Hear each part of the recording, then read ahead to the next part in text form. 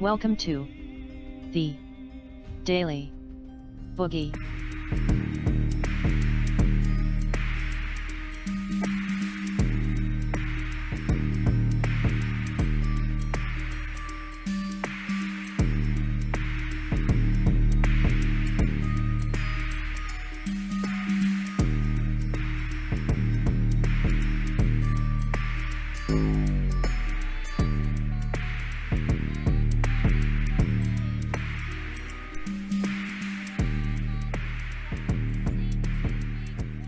Is everybody getting this on Twitter?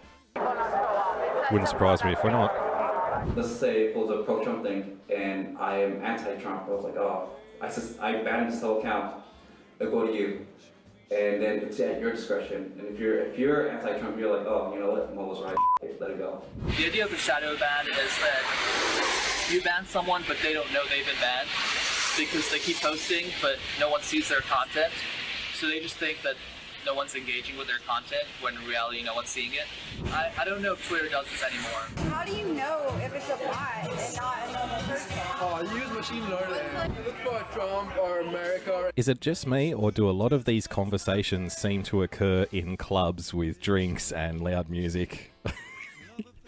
I mean, are these guys ever in the office? What the hell is going on down at Twitter? You have like 5,000 keywords to describe a redneck, and then you look and you parse all the messages, all the pictures, and then you look for stuff that matches that stuff. So is it going to essentially ban certain mindsets and or people who could be negative? No, it's not gonna ban the mindset. It's gonna ban a way of talking. Do you have access to DMs of Twitter? Oh, I do. Obviously, everyone's already heard this story today, right? Project Veritas Twitter. It was trending on Twitter, which I thought was incredibly deliciously ironic for Project Veritas. No, they're drunk all the time, but office or bar or otherwise. What's the first thing that comes to your mind when you heard this story this morning? Was it, hey, I knew that. It would be reasonable to suggest that people have heard of shadow banning and stuff already. I would assume that people have, if they didn't believe it, they have probably discussed it or had inclinations of things happening. They may have thought it was incidental, not widespread. They probably didn't know that there was people working in the policy departments of these companies that were actually doing it as a policy, but like an unwritten rule. So that was exposed. I just think, and remember a couple of days ago we had that story about Twitter preparing to release Donald Trump's direct messages to, I believe, the DOJ. And I just thought that would be a really stupid thing to do. Right? And, it's fine if they want to help with an investigation and they hate Donald Trump. That's not the issue here. The issue here is if you release the private messages of someone with the stature of Donald Trump, how the hell are you going to get ordinary users to trust you?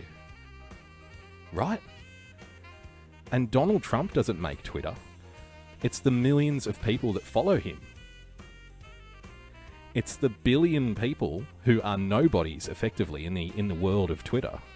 They're the people who make Twitter, not Donald Trump. Donald Trump would not be there if it wasn't for the millions of people that follow him. So if you make a very, very, very public, the most public, let's be honest here. And again, it's not about Trump, it's not about the person, it's about the concept, the issue, the optics, if you want to use a new fashioned word. How are you going to earn the trust of ordinary everyday users, which are like the 95% percentile of your company base, if every single person in that customer base knows, not thinks, doesn't have a perception? It's not like shadow banning where there's a perception out there.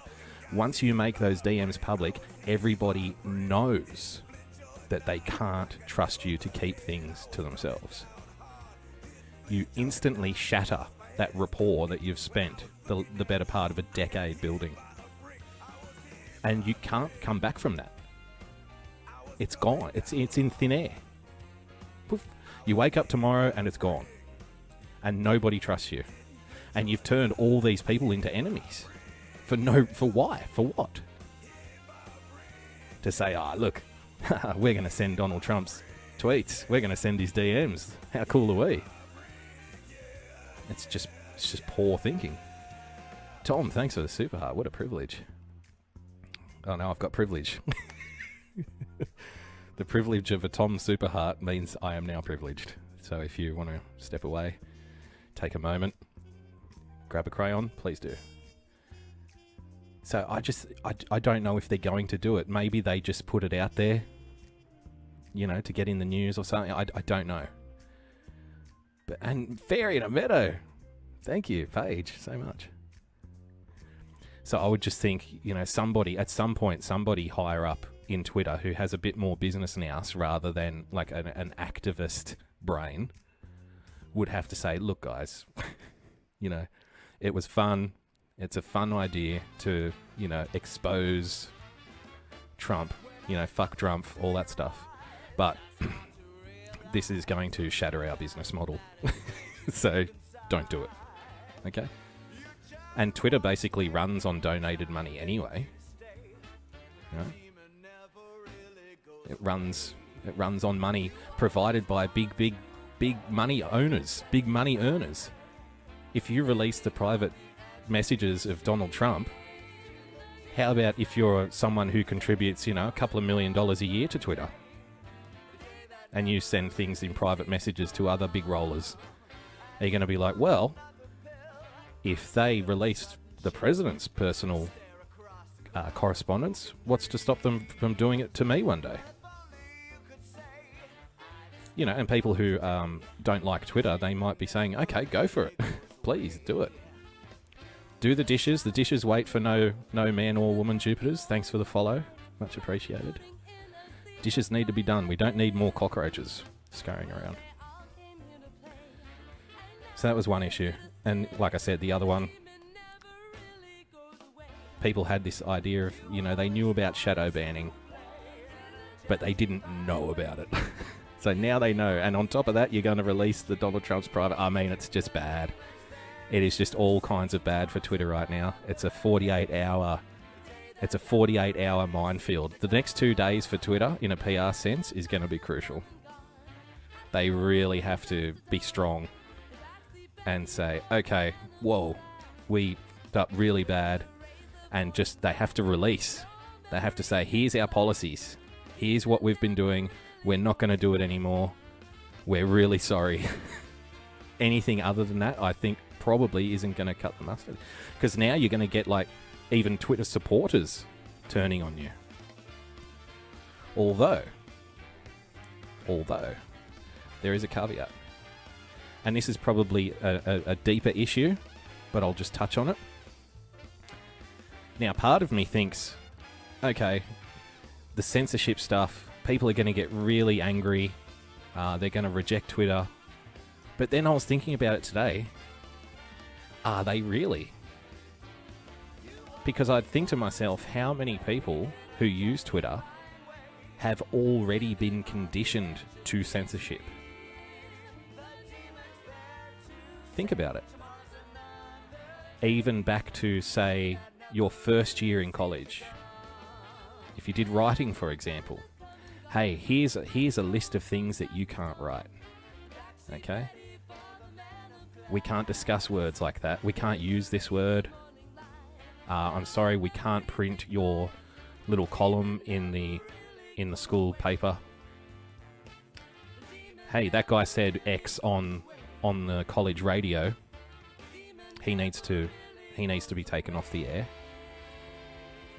Hey, you want to wear a sombrero to a party?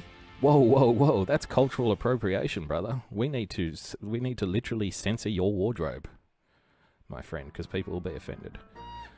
And I'm not trying to make fun or anything, but if people are offended or not, that's their concern. That's not my issue. That's not what I'm talking about. But I thought, what population of the Twitter user base have already been well conditioned to censorship, and not only conditioned to it, but want it and rely on it?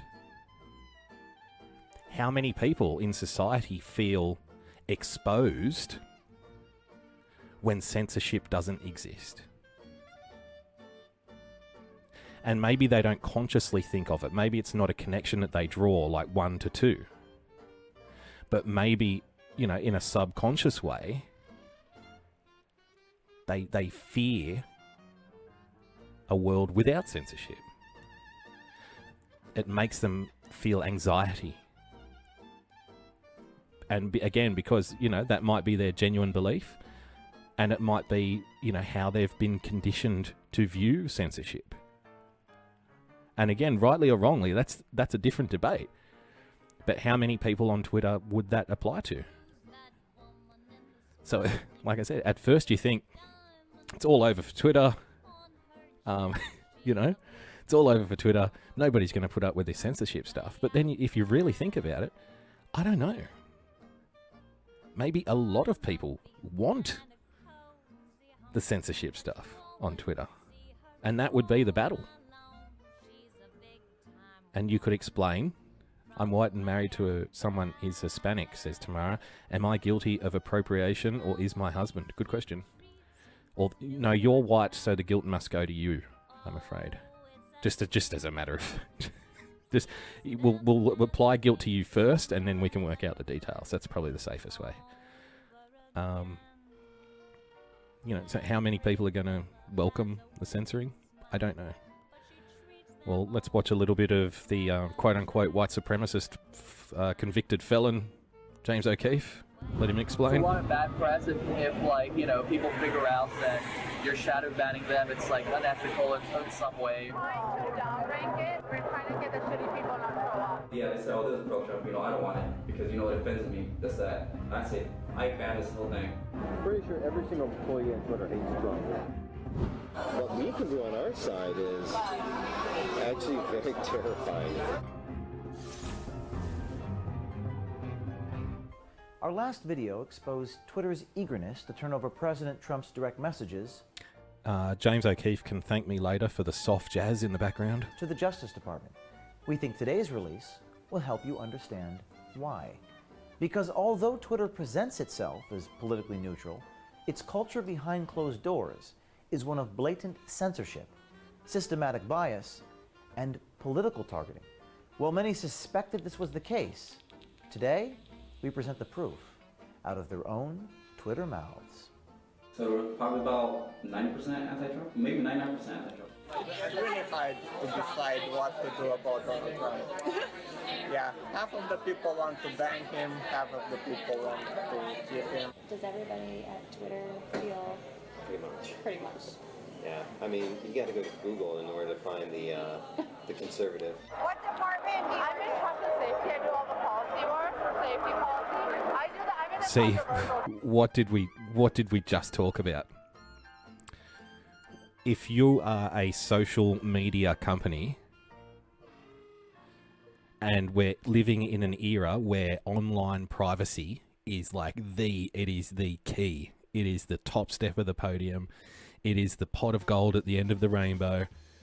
It is everything. It is ensconced in the nature of your brand itself. It is a constant in today's world where everything is connected, everything is online, everything is everything. Password protection, you know, IP mapping, firewalls, antivirus.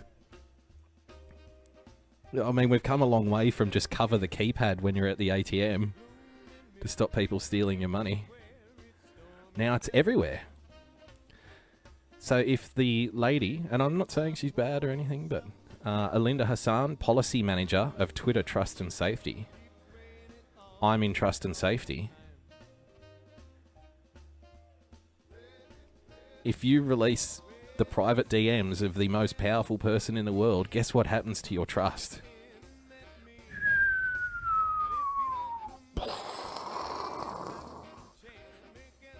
The fallout would be worse than if they dropped nukes on Pyongyang. It would be it would be more widespread. Maybe it won't be worse. It would be comparable in a business sense, perhaps. Maybe I'm a little hyperbolic there. But, you know, this is an issue. This is the trust and safety lady. This is her realm. This is what she deals in. Olinda Hassan is a policy manager for Twitter Trust and Safety. Her team is responsible for Twitter's rules and regulations, determining what content is and isn't allowed. Just last month, Trust and Safety updated their policy in an effort to crack down on racism and other forms of hate speech. But how do you keep, like my timeline, like, how do you keep certain things off my timeline? So, like, because people will, like, read we're trying to downrank it, but you need to also have a control of your timeline. So I've tried to, like, block people, like, Cernovich and stuff like that, and mute and stuff like that, but they still show up, like, all the time. That's something we're working on. I mean, how, I don't know what to do. Where we're trying to get the shitty people not to show up. There you have it. That's the game plan. We're trying to get the shitty people to not show up. It's a product thing we're working. It's just a product thing. You know, that's almost part of the issue here too. The flippancy of it. Like the kind of dismissive, flippant. You really wonder if these people understand what their business is at all. And again, I don't want to sound condescending. I'm just a guy. I'm a nobody. I'm a nothing. I don't run Twitter, so it's not like I could. Okay, like I'm not suggesting that. But this kind of stuff here, this is just toxic. This is toxic for your brand. We're trying to get the shitty people to not show up. Oh, you mean the customers? you mean the patrons? You mean those guys? The guys that your existence depends on? You're trying to get them to not show up. Oh, what a great idea. What a fantastic idea, darling. Right? I mean, what do you even, how do you go from that? The policy manager. This isn't the girl cleaning toilets. This isn't the guy serving slop in the buffet. This is the big shot. This is the big cheese. This is the office at the end of the hallway. With the window. With the views over the car park. Into the gardens. She has a secretary. This is a mover and shaker. This is an important person. Oh, we're just trying to get the shitty people not to show up. Oh.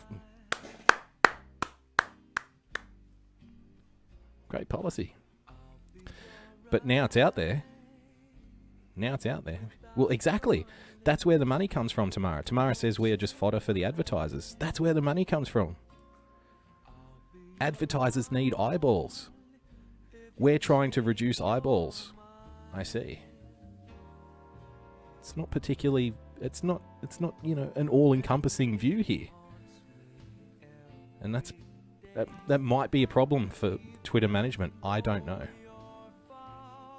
Maybe her bosses agree with her. Maybe they agree with her. We wondered which people Hassan was referring to. What forms of free speech does Twitter want to stop from showing up? Former content review agent Mo Narai shed some light. Let's say it was a pro-Trump thing, and I am anti-Trump. I was like, oh, I banned this whole account. It'll go to you, and then it's at your discretion. And if you're anti-Trump, you're like, oh, you know what, Mo was right. Let it go. Narai's job at Twitter was to review content flagged as harmful, offensive, or in violation of Twitter policy, and ban it if it was. Content review is an integral part of any social media platform, but as Narai describes, it is highly susceptible to abuse. On stuff like that, it was more discretion on your viewpoints. I guess how you felt about a particular matter. You could get banned on how you felt about a particular matter. Which, again, correct me if I'm wrong, happy to be corrected. I would have thought if you're in the policy department and the content reviewer feeds into policy, there would have to be a breach of user regulations or policy in a sense in order for bans to occur. But if it's like, no, I just felt a certain way about that content, and I felt a certain way about what that person posted, therefore it's the ban hammer. Again, just throw it back to the brand. This stuff is toxic. It is toxic. And while we discussed earlier, there may be a large section of the Twitter user base who would agree with this, and that's fine. They want to agree. If you agree, let me know. Tell me why. If this is a good thing. If you want to have this kind of censorship, you want to keep people that you view as hateful out, or what have you, tell us about it. Let us know why. Let us know what the issue is. But is that section of Twitter going to be enough? I tend to think, it probably is not as big as they think. I would think a lot of people who are very pro-Twitter would be anti-censorship, because that's the nature of the medium. If you've been using Twitter for quite some time, you've probably used it as a means of interaction, okay, of getting messages out. Even if you're just making memes and sending them out there, getting eyeballs on you. I mean, this is what a lot of people use Twitter for. A lot of people just use Twitter to read, to see what other people are saying. Now, just say Twitter goes ahead and bans someone that you like reading. You're not even posting. You might have a problem with that. You're like, hey, I really enjoyed that, guys. I really enjoyed that account. Why did you get rid of that account? I don't get it. Didn't say anything bad. So you might effectively turn, friends into enemies by pursuing these kinds of policies.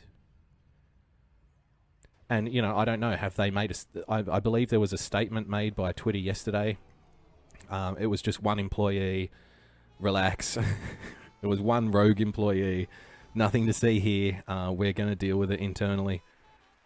And then the next one dropped, and it's like 5, 6, 7. And it's not just, again, it's not the toilet cleaners. It's not the people serving slop in the buffet. It is the content review manager and the policy manager. It is the upper echelons, right? Has Twitter made a statement yet? Because now the clock is ticking. Again, if you don't follow Tom Chatterley, please do. This is the man to talk to about these kinds of issues. The clock is ticking. Every minute that goes by now is another minute where another story can swell up right underneath your feet. That's when people start whispering in the dark corners of the internet. Hey, they're banning everyone. They're getting rid of everyone. Did you hear about this shadow banning stuff? Yeah, it's terrible, isn't it? Right? It would be incumbent on them as leaders of this company to do their best to put a roadblock there and say, okay, it ends now. Here's how we're going to end it. But as far as I'm aware, and again, I could be wrong, we are now at plus 6 hours since this story broke? The second part of it? Nothing. The clock is ticking, Twitter. Don't muck it up. Oh, so it wasn't automated. It was a user and services person would deem it pro-Trump and take it down. Example, if it was, they said, this is pro-Trump, I don't want it because, it offends me, this, that. I say, Miss Katcha, thanks for joining us. It's good to see you. Goes over and you're like, oh, you know what? I don't like it too. All's right. Let's go. Mr. Like, all's right. Let's carry on. What's next? Keep it coming. Yeah, bring me another one to take down. Yeah. So I flag something that's going to go by you. Correct. And then, you look at it, you're like, oh, hey, this is pro-Trump. And this might come up like, oh, I don't like it. Yeah, So on the reverse of that, they would just let a lot of the, left-leaning or liberal stuff to go through unchecked. It comes through check, and then I'll be like, oh, you know what? This is okay. Let it go. Narai suggests Twitter's content. That is that looks like a really nice big desk and a very fancy office. And I would hate to see people lose this kind of privilege. And it is a privilege having this kind of position at a company like Twitter. I would just really hate to see people with this position being forced out due to some kind of smug, flippant arrogance. It wouldn't be good. I wouldn't like to see that.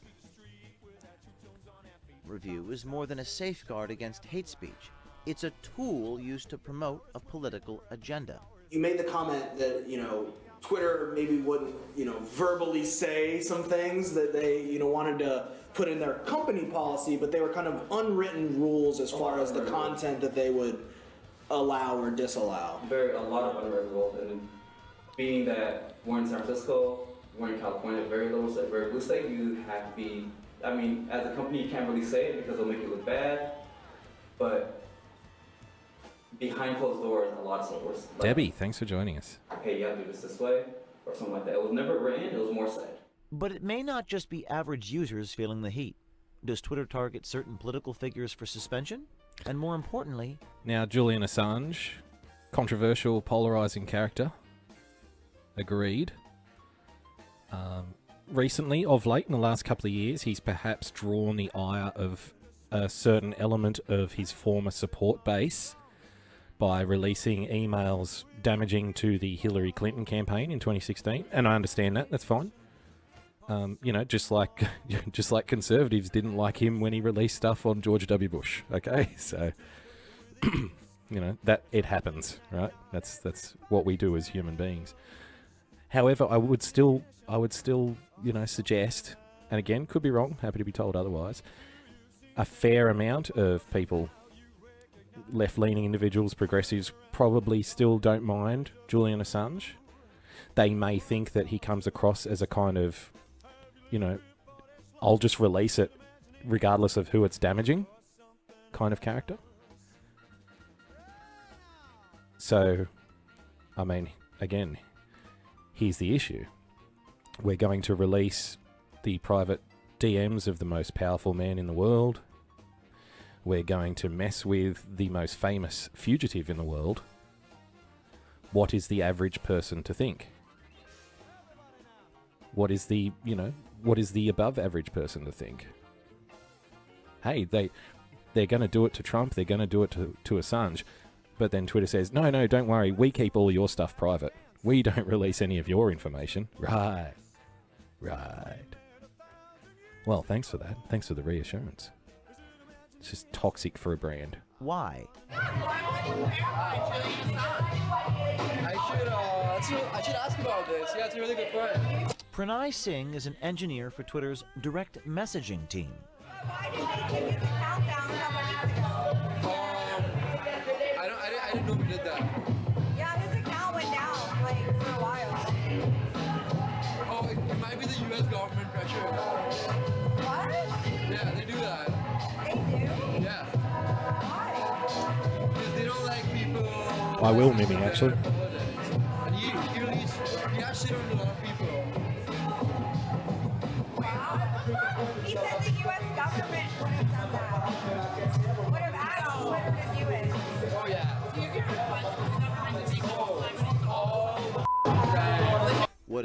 Do you get requests from the US government to take down celebrities? Oh, all the time. Again, there's deeper issues here. Twitter needs to protect the trust of their user base, because once that's gone, you'll never get it back. There's no coming back from no trust. Anyone will tell you that. If you have an employee who steals money out of the till and you catch them, you might give them a second chance, but you're going to double check that till count at the end of the day. At the end of every day. From that day forward. Could have been 2 years ago. You're like, yeah, he's still working here. But don't worry, he's not stealing. I made sure of it. You never get that trust back. Big issues for Twitter. Big issues for the rest of us.